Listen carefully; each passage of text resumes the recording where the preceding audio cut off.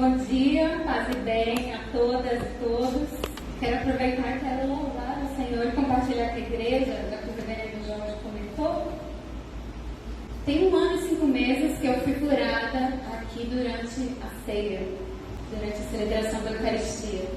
Eu tinha uma angina rara que me fazia ficar hospitalizada, meu esposo está ali para acompanhar durante muito tempo, né? Passamos quase 2 anos hospitais, ia para o hospital 2, 3 vezes na semana, internação CTI, UTI. E no dia 9 de outubro de 2022, sentada lá atrás, tomando o cálice junto com as crianças, eu tinha ficado com as crianças lá em cima, eu escutei o Espírito Santo me falando, eu te curei. Não contei para ninguém, falei, será que não é coisa da minha cabeça? Será que não é? Estava meio, né? E nunca mais passei mal, nunca mais tive dor, não carrego mais meus relatórios médicos na bolsa, o isodil para pôr debaixo da língua, para sair correndo do socorro. Então, quero louvar a Deus e compartilhar essa bênção com os irmãos também. Eu quero pedir às irmãs e os irmãos para abrirem suas Bíblias em Atos 16, do 11 ao 15, e também o versículo 40. Quando vocês abrem, eu quero falar que para escrever essa reflexão, para pensar sobre ela, eu me inspirei na minha mãe. Minha mãe chama Lídia, e a gente vai falar um pouquinho sobre Lídia. Toda vez que ela fala o nome dela, Lídia, as pessoas falam, Lídia? Ela corrige. E assim como Lídia, minha mãe, ela abriu as portas da casa dela, eu cresci, chegando da escola, eu e os meus irmãos, e tendo gente lá que eu nunca tinha visto, minha mãe orando, aconselhando, batia campainha direto, e até hoje as pessoas pedindo oração, uma referência de cristã no bairro, foi quem me apresentou os caminhos de Jesus e o Evangelho, através do exemplo dela que eu estou aqui hoje. Então, lembrei muito dela, ela não está aqui, não pôde vir, mas quero honrá-la, né? As mulheres que vieram antes de nós. Eu honro a minha mãe nesse momento também. Então, vamos lá. 16, do 11 ao 15. Embarcamos em Troade e navegamos diretamente para a ilha de Simotrácia, e no dia seguinte para Neápolis.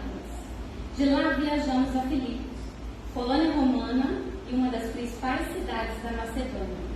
Passamos alguns dias nessa cidade.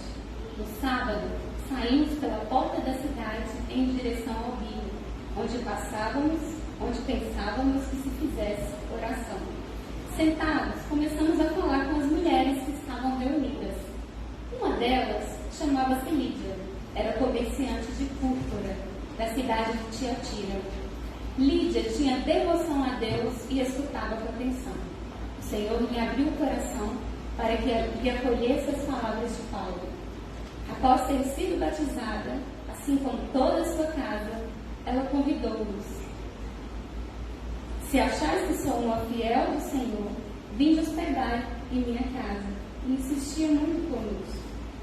E agora o versículo 40. Ao sair da prisão, Paulo e Silas foram para a casa de Lídia. Aí encontraram os irmãos, os encorajaram e depois partiram. Esse texto ele fala das missões de Paulo, né, na região de Macedônia, especificamente que a Macedônia era dividida em 4 distritos. O primeiro deles era Filipo, e era uma região que tinha uma administração subordinada a Roma e que era considerada a porta de entrada para a Europa. Mas qual é o contexto das mulheres de Filipo e de Roma? Qual é o contexto das mulheres do tempo de Jesus e das primeiras comunidades cristãs? O reverendo Jorge falou aqui hoje, né, na escola dominical. A realidade da vida dessas mulheres era de opressão e violência. Elas viviam à margem. Muito pior do que é hoje, viu, gente? A gente pensa que continua a mesma coisa ainda. Na sociedade judaica, elas eram consideradas impuras simplesmente por serem mulheres, por menstruar, por dar à luz. Elas não podiam caminhar na rua ao lado de um varão, ao lado de um homem, mesmo que esse fosse seu esposo. Até para cultuar, para adorar a Deus no templo, elas só podiam ocupar um lugar à parte. lugar que era reservado para elas, elas não tinham acesso ao lugar onde era feita a liturgia. E alguns historiadores apontam que até mesmo em casa, nos seus lares, essas mulheres não podiam nem mesmo almoçar junto com seus maridos, fazer uma refeição junto com algum varão, com algum homem. Elas tinham que ficar ali, de pé, enquanto ele comesse, para caso ele precisasse de alguma coisa, só depois que ele terminasse a refeição e saísse, que ela poderia se alimentar. Um absurdo, né, gente? Acho que esses exemplos dá para a gente perceber um pouquinho de como era a situação das mulheres naquela época. E Jesus, através de suas atitudes em relação às mulheres, também com os pobres, com os marginalizados, ele rompe tradições históricas de exclusão e de discriminação. Jesus ele vem estabelecer um novo reinado. Um reinado que não tinha nada a ver com o Império Romano. O reino de Deus.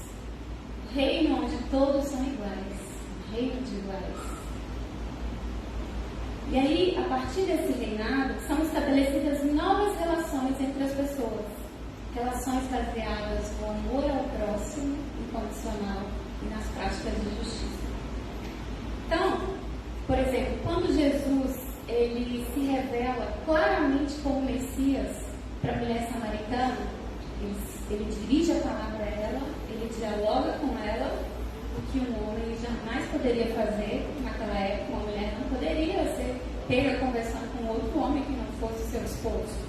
Jesus dirige a palavra a ela lá no poço, eles dialogam, ele quebra um paradigma cultural da época quando ele faz isso.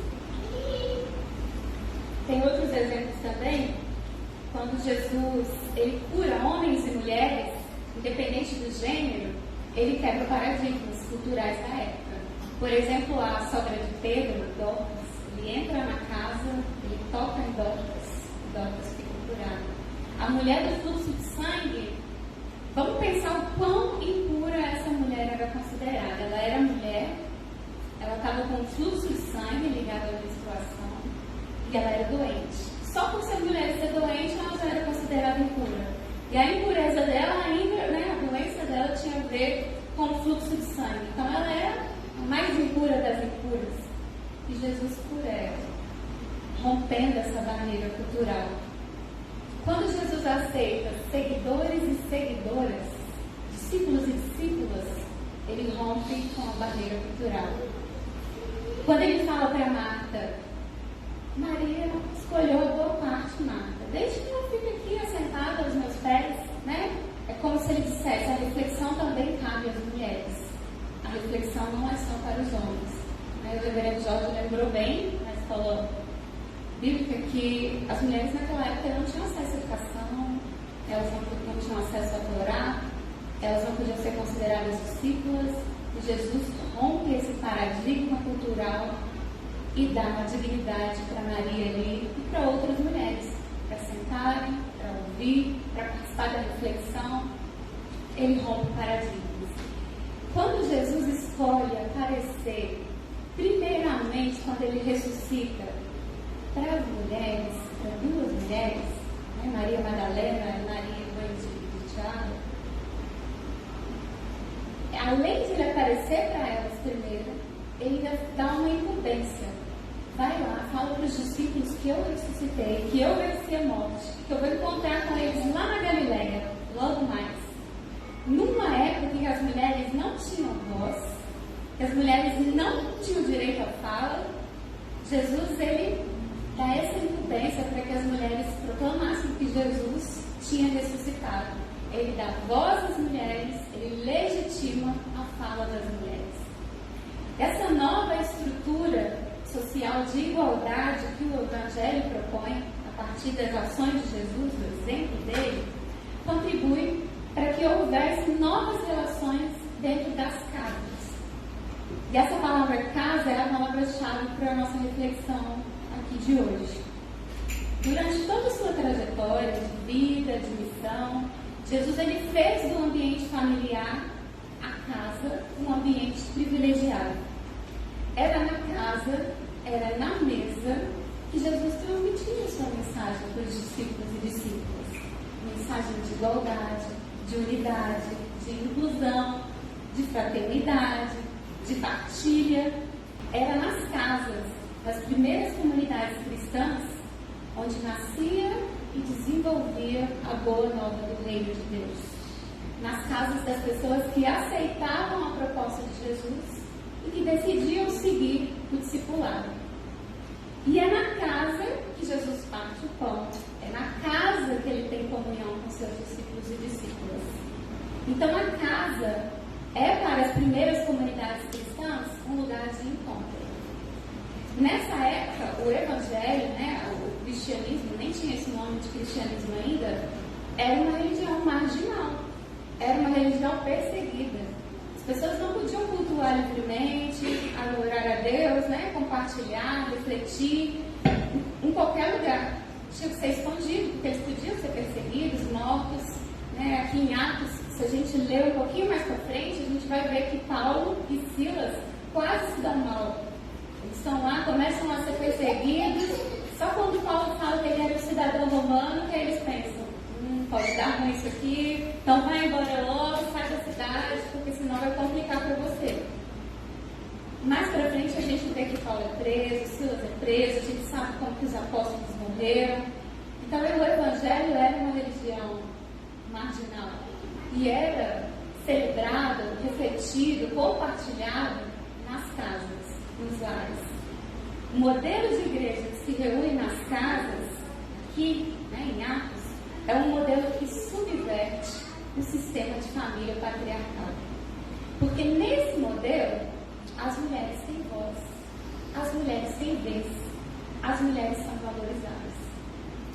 Ao longo do livro de Atos, Lucas ele relata várias experiências de mulheres que fizeram da sua casa, isso que eu lembrei muito da minha mãe, um lugar de diaconia, um lugar de trabalho, de produção, um lugar de acolhida. A gente pode falar de Priscila, Priscila de Aca, Maria, Lídia, que a gente vai refletir sobre Lídia daqui a pouquinho. E na casa dessas mulheres se exercia plena cidadania. Elas estavam à frente da organização da comunidade, elas convocavam reuniões, elas prediziam celebrações, elas administravam a partilha do alimento e das ofertas, elas ajudavam outras comunidades, elas auxiliavam a equipe missionária de Paulo nas suas viagens. Então elas tinham muito protagonismo na igreja primitiva. E voltando ao texto que a gente leu, o texto de Atos, o texto fala e narra a segunda viagem de Paulo na sua missão de fundação das igrejas na Europa, e ele está acompanhado de Silas e Timóteo. E aí ele vai rumo a Macedônia, chega a Filipos e ali ele encontra com Lídia. Lídia ouve, aceita a mensagem do Evangelho, ela é batizada, as outras mulheres que estavam com ela também, depois a gente vai ver o que significa em toda a sua casa, o que isso quer dizer, também foram batizadas, e ela convida os três para estarem na sua casa, Paulo, Silas e Timóteo. Alguns escritos antigos apontavam Lídia como uma viúva que era muito rica porque ela tinha recebido uma herança do marido falecido, Já outros, que são os estudos mais recentes, a partir do nome de Lídia, esse nome tem a ver com a pessoa que tinha sido escravizada e que agora era liberta. Então, a partir desse nome, os estudos recentes mostram que Lídia era uma mulher que tinha sido escravizada, que era originária da cidade de Tiatira, que era uma cidade onde tinha inúmeras tinturarias. Então, possivelmente, ela aprendeu o ofício da tinturaria lá em Tiatira e depois ela foi para outra cidade para poder, que era uma cidade polo de comércio, e ali ela estabelece uma casa com outras mulheres, uma espécie de associação, e monta o seu negócio, a posição de liderança que Lídia tinha, quando ela convida os três, Paulo, Silas e Timóteo, para entrar na casa dela, convite que ela faz é um convite de quem tinha a liderança daquela casa. E essa liderança não vinha, então, segundo os estudos mais recentes, dessa herança, do poder econômico e tal. Vinha do trabalho dela, vinha do esforço dela, da história de vida que Lídia tinha, né? Dela e suas companheiras. Provavelmente mulheres que estavam com ela no encontro com Paulo, que moravam todas na mesma casa. Trabalhar com tinturaria na época era um trabalho muito pesado. Era um trabalho fedido, era um trabalho demorado e que não dava para ser realizado sozinho. Era necessário um grupo de pessoas, normalmente eles se assentavam em algum lugar, nas periferias das cidades, fora dos portões ou à beira dos rios. Muito provavelmente, quando esse lugar onde Paulo encontrou Lídia e as outras mulheres, né, o texto bíblico fala do rio, era um lugar que elas já conheciam. Elas utilizavam aquele lugar para trabalhar. E quem mexia com tinturaria trabalhava em conjunto. Viajavam em grupos, se deslocavam em grupos de um lugar para o outro. E eram, em sua maioria, pessoas que antes tinham sido escravizadas e que agora eram libertas. Elas se organizavam em associações e mantinham uma relação harmônica, porque normalmente elas habitavam a mesma casa. Então Lídia e suas companheiras, que aqui não recebem nomes, executavam o difícil trabalho de colher a matéria-prima da púrpura, de extrair, de beneficiar a tintura, de tingir a lã e outros tecidos e de comercializar. E elas pertenciam a um grupo de mulheres que juntos conseguiam manter uma casa, uma espécie de associação, tomavam decisões juntas, decisões partilhadas, e Lídia era a líder dessa casa, dessa associação de mulheres, muito provavelmente por causa do seu dom para a liderança, aptidão, que foi reconhecida entre as outras mulheres lá. Então, os exegetas afirmam que o convite que Lídia faz para Paulo, entrem na minha casa, né, é um convite de quem tem autoridade, essa autoridade a partir da história dela. E Lídia queria aprender um pouco mais sobre Jesus, um pouco mais sobre esse novo evangelho. Lídia era judia, as mulheres também, a gente vai pesquisar, a gente vê. Mas quando Paulo vem com a boa nova de Jesus, ela se encanta. E ela queria aprender um pouco mais sobre isso. Então ela convida Paulo, Silas, Timóteo para ir até a casa deles. Mas não é só para isso. Ela sabia que eles estavam correndo perigo, porque o evangelho ali era um evangelho marginal ainda, né? Tinha que ser às escondidas. Então, ela dá acolhimento e proteção para esses missionários, para esses evangelistas. Então, a casa de Lídia tornou-se um lugar de trabalho, que elas trabalhavam, era uma espécie de associação, e também um lugar de acolhida, um lugar de segurança para missionários e para peregrinos.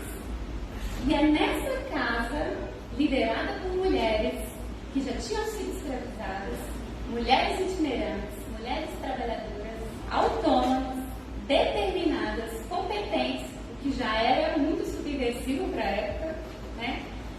Que buscavam uma vida digna agora que elas tinham, né, que eram libertas, que Paulo e Silas são acolhidos e protegidos. E é essa casa que acolhe esses missionários, onde nasce a primeira comunidade cristã da Europa, a primeira igreja de Cristo, a primeira assembleia, a primeira eclésia, o primeiro lugar da Europa que recebe e vive a mensagem e as boas novas do Evangelho de Jesus, a partir desse ato de Lídia de convidá-los, empolgação, de convidá-los para poder entrar e ficar na casa delas. Então as mulheres tiveram uma participação muito significativa nas primeiras comunidades cristãs. Elas lideravam com liberdade. Mas com o passar do tempo, sobretudo a partir do século IV, depois, né, lá com Constantino, imperador do Império Romano, a igreja que antes se reunia nas casas, por causa da perseguição, ela cede lugar aos templos. Então agora a gente vai falar de uma igreja que é massificada, porque a religião, o cristianismo passa a ser a religião oficial do Império Romano. Primeiro ele permite que os cristãos cultuem, depois ele torna a religião oficial do Império. E aí os templos passam a presidir as liturgias, né, cristãs.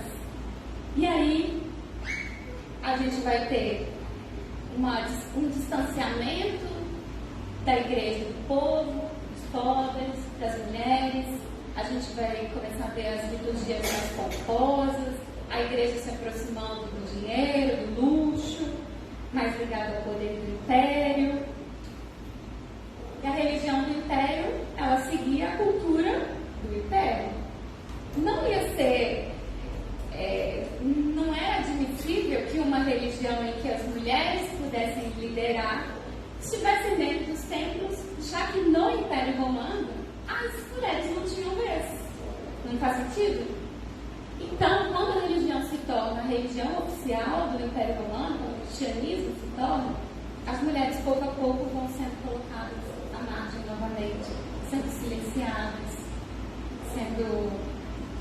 tendo a sua voz calada, deixando de ter os seus dons reconhecidos. E tudo aquilo que foi ensinado por Jesus através dos seus exemplos vai caindo por terra. E o cristianismo que chegou até nós, ele veio carregado dessa cultura patriarcal, contrapondo o que Jesus ensinou, né? Jesus, ele trouxe para as casas, a partir do seu evangelho, a relação de igualdade baseada no amor ao próximo incondicional e nas práticas de justiça. Nas casas das primeiras comunidades cristãs, as casas eram exemplos de lugar seguro que dignificava a mulher, as primeiras comunidades. E aí eu faço uma pergunta: e hoje? As nossas casas têm sido lugar seguro para as mulheres? As nossas casas têm sido lugar que dignificam a mulher? Segundo os dados recentes do Observatório de Segurança, a cada 24 horas, 8 mulheres sofrem agressão, tortura, ameaças, ofensas, assédio, feminicídio, que é um crime onde a mulher morre somente pela condição de ser mulher, só por ser mulher. Além disso, outros dados, né, desse Observatório de Segurança mostram que a violência contra as mulheres aumentou cerca de 22% no ano passado em comparação com o ano de 2022. E a maior parte dessas violências acontece dentro das casas. Então, será que as nossas casas têm sido lugares seguros, lugares que dignificam as mulheres? A Valéria Vilhena, que é a fundadora, né, do Coletivo EIDE, presidenta, ela fez uma pesquisa um tempo atrás que mostrou que cerca de 40% das mulheres que sofrem violência são mulheres evangélicas. E eu acredito que deve ser muito mais, porque em muitas igrejas a pregação, os sermões, os aconselhamentos são no intuito de abafar, que a mulher não denuncie. Então eu acredito que essa estatística deve ser ainda maior. E aí? As nossas casas estão sendo lugares seguros que dignificam as mulheres?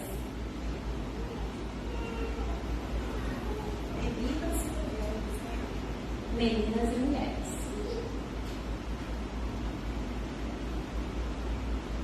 Infelizmente não. Infelizmente a casa ainda é o lugar onde a mulher se sente mais insegura. Muitas vezes é onde o seu agressor está. E nas igrejas, que é a casa de Deus, será que as mulheres se sentem seguras? Será que as mulheres são dignificadas, têm voz, têm vez, têm valor? Quantos casos a gente tem de importunação, de abuso sexual, de assédio dentro das igrejas? Vergonhosamente muitos. Muitos. Quantos irmãos tratam as suas esposas de uma forma inferior?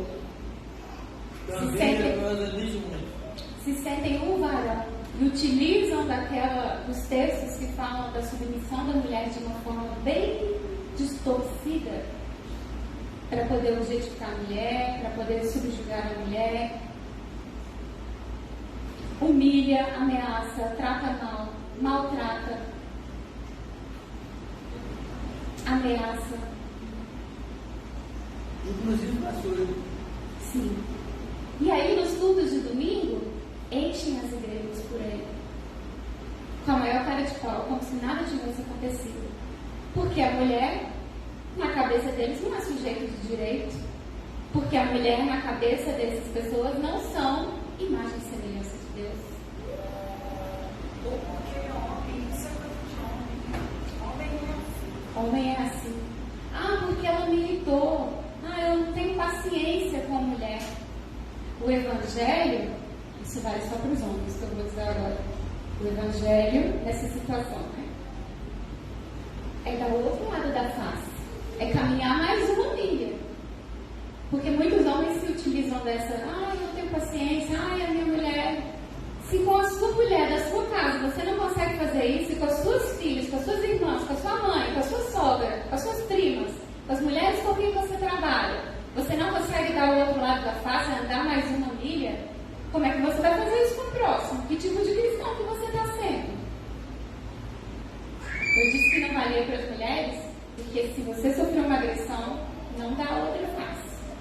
Se for do seu marido, de algum homem, denuncia, porque a gente precisa denunciar. O Evangelho, né, o que está dizendo aqui de dar outra face, não é nesse sentido de colocar sua vida em risco. Viu, mulheres? O cristão que maltrata a mulher, ele ignora qual é o Evangelho de Cristo, de Jesus. Para resumir, as mulheres sustentavam o ministério de Cristo. E sustentaram a igreja primitiva, porque se não fosse a mulher, nós não estaremos aqui hoje livres, pregando Cristo. Sim.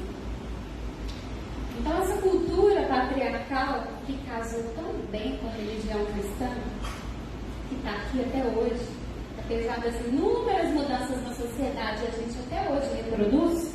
Eu falo a gente porque muitas mulheres também reproduzem. Infelizmente está tão entranhado na nossa cultura que às vezes a gente tem até mulheres que têm posicionamentos machistas, que não dignificam a outra, que não têm sororidade com a outra, que não caminha irmã nada. Nós precisamos voltar os nossos olhos para Deus. Precisamos observar os exemplos de Jesus e mudar. É inadmissível um seguidor de Cristo compactuar com essa lógica excludente, opressora, segregadora. O que é quando eu falo dessa ótica patriarcal, o que é isso? É a pessoa que acha que um gênero está acima do outro, que o masculino é melhor que o feminino, que o homem, o varão, é melhor do que a mulher, mais inteligente, mais sábio, mais digno de Deus, mais digno, mais merecedor. E o que a gente aprendeu com Jesus? Jesus é a face visível de Deus. Se Jesus deu tantos exemplos, não tem como a gente falar que Deus pensa diferente, não.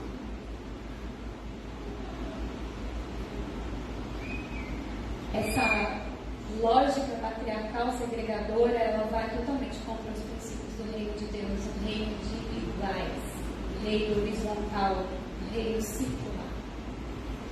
Quantos irmãos e irmãs não batem na mulher, na filha, na irmã, na tia, mas sobrecarregam essas mulheres que moram com você com os serviços domésticos, ficando totalmente para elas? As mulheres têm jornadas duplas, triplas. Se todo mundo mora numa casa, se todo mundo come, se todo mundo usa as roupas sujas, por que cabe só às mulheres fazer o serviço da limpeza? Já pensaram sobre isso? Será que essa também não é uma forma de sobrecarregar as mulheres? Uma forma de opressão? Com certeza. Mas é tão cômodo, né? Às vezes, para os homens. Mas o Evangelho de Jesus, ele veio para incomodar. Se eu sou um varão, chego em casa do meu serviço e estou pleníssimo, vou fazer só as minhas coisas, descansar, enquanto a minha mulher, minha esposa, chega do serviço e vai lavar roupa, e vai varrer casa, e vai fazer comida, vai não sei o que, eu estou vendo ela ali, se esforçando, cansando, e não faço nada, gente, que tipo de amor é esse?